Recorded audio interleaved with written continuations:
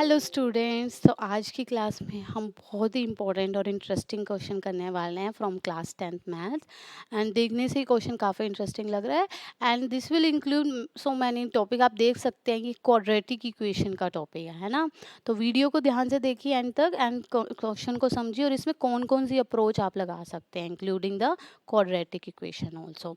सो अभी तक आपने पढ़ा है कि क्वाड्रेटिक इक्वेशन क्या होती है। वो पोलिनोमियल जिसकी इक्वेशन जिसकी डिग्री क्या हो 2 और उसकी जनरल फॉर्म कुछ इस तरह से होती है ना।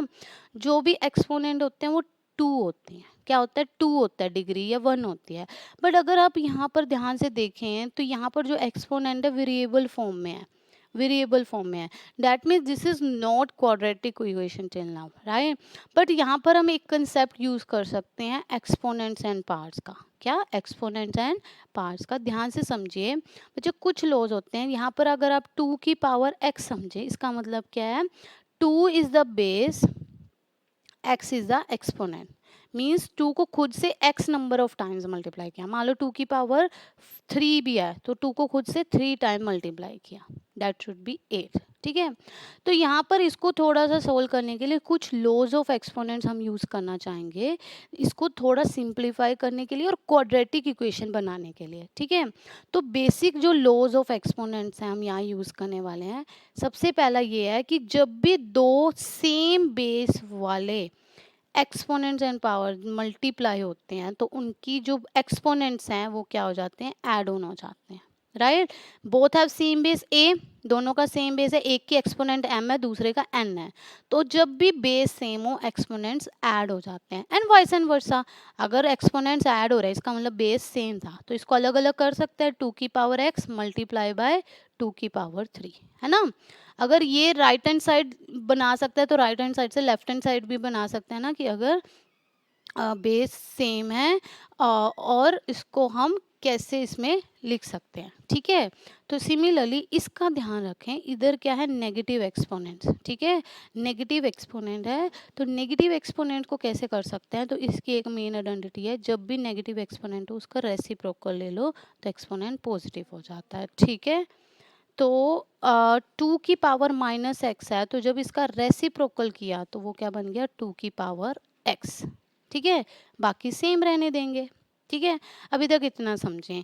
बाकी मैं इसको थोड़ा सा 2 की पावर 3 अभी हमने किया था कितना होता है 8, मतलब 2 को खुद से 3 टाइम मल्टीप्लाई करना तो वो कितना हो गया 8 प्लस 1 बाय 2 की पावर एक्स।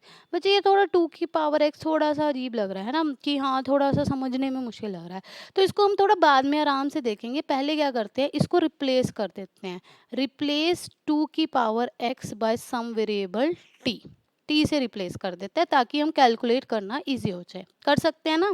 तो 2 की पावर x को t लिखा तो ये क्या बन गया 8t plus 1 by t equal to 6। अभी भी क्वाड्रेटिक नहीं बनी तो एलसीएम लो। ये बन गया 8t square plus 1 equal to 60।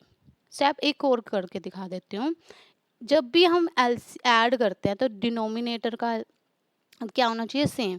तो इसको ऐसे लिख सकते हो कि इसका डिनोमिनेटर 1 है इसका t, तो t से मल्टीप्लाई करा इधर 1 नीचे t आएगा, राइट। तो ये t उधर जाके मल्टीप्लाई।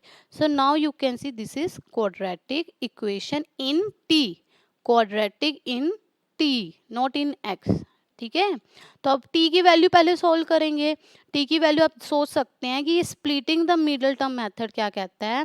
देखो स्प्लिटिंग द मिडल टर्म यहाँ पर आप सोचें कि a और c की जो प्रोडक्ट है यानी कि 8 और 1 की प्रोडक्ट 8 है। तो आपने जो मिडल टर्म यानी कि b है उसको इस तरह से स्प्लिट करना है कि उन दोनों की भी प्रोडक्ट a और c की प्रोडक्ट के इक्वल आए। मतलब -6 को इस तरह से तोड़ना है, ब्रेक करना है कि उन दोनों की प्रोडक्ट भी 8 आए प्लस 8। तो मैंने सोचा -6 भी रहना चाहिए तो इसका मतलब 2 और 4, पर -6 है तो -2t minus 4t plus 1 equal to 0। दोनों में से क्या कॉमन लेंगे, दोनों में से क्या कॉमन लेंगे, 8 आ सकता है नंबर में से 2, राइट, और वेरिएबल में से t। तो इसमें से क्या बचा 4t माइनस 1। इसमें से दोनों में से अगर सेम बनाना है तो क्या बचा -1, तो क्या बचा 4t माइनस 1 इक्वल्स टू 0। ठीक है। इसी को आगे कंटिन्यू करते हैं। तो हमारे पास बेसिकली क्या दो फैक्टर आ गए 2t minus 1 into 4t minus 1 equals to 0। देखें यहाँ पर तो ये 40 माइनस वन इसके पास भी है, इसके पास भी है, तो दोनों में से कॉमन लेंगे तो ओवरऑल इसके पास क्या बच गया 2t माइनस वन। तो अब आपको पता है कि दो नंबर्स की या दो एक्सप्रेशन की मल्टीप्लिकेशन जब कब जीरो होती है, जब दोनों में से कोई ना कोई एक zero, either 2t minus one equals to zero और 4t minus one equal to zero. तो इधर से 2t माइनस वन उधर जाके प्लस और 2 इधर जाके डिवाइड, तो t यहाँ से हाफ आ गया, इधर से 1 उधर जाके प्लस 4 इधर जाके डिवाइड, t 1/4 आ गया। ठीक है, बट हमारा क्वेश्चन किसके लिए था, x के लिए था, मतलब हमें वैल्यू फाइनली निकालनी किसकी थी, x की। t तो हमने बाद में अपनी मर्जी से लिया ना, तो x की वैल्यू कैसे निकाल सकते थे, हियर 2 की पावर x क्या था, t था। ठीक है, 2 की पावर x t यानी कि 1/2। बच्चे 2 ये नीचे पावर 1 है तो ऊपर पावर जाके क्या हो जाता है नेगेटिव। ये देखो अभी हमने यूज किया था ना, ऊपर नेगेटिव है नीचे पॉजिटिव हो जाता है। तो जब भी दोनों का बेस सेम और वैल्यूज इक्वल हो, इसका मतलब x की वैल्यू कितनी आ गई -1 फ्रॉम दिस। ऑल्सो 2 की पावर x t किसके इक्वल है, यहाँ पर 1/4 के, और 1/4 यानी कि 2 की पावर कितना होता है 2 होता है, 2 को 2 बार खुद से मल्टीप्लाई करो 4, और ये ऊपर जब जाएगा ये भी आपको क्या देगा 2 की पावर -2।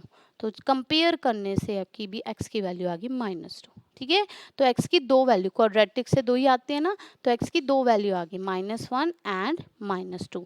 आप वेरीफाई कर सकते हैं अपना सोल्यूशन, इसमें पुट करके देखिए, देखो क्या था आपका, वेरीफाई करो। 2 की पावर x प्लस 3 प्लस 2 की power -x, left hand side में ही पुट करेंगे ना, राइट हैंड साइड 6 के इक्वल आना चाहिए। x को -1 पुट करके देखो, 2 की पावर -1 प्लस 3 प्लस 2 की power minus minus minus minus से मल्टीप्लाई होता है प्लस हो जाता है, तो 3 - 1 2 की पावर 2 बचा प्लस 2 की पावर 1 यानी कि 4 + 2 6, यही तो चाहिए था, आ गया। Now for x equal to -2 भी वेरीफाई कर लो, 2 की पावर x की जगह -2 पुट करो, -2 + 3, अब माइनस माइनस क्या होता है +2।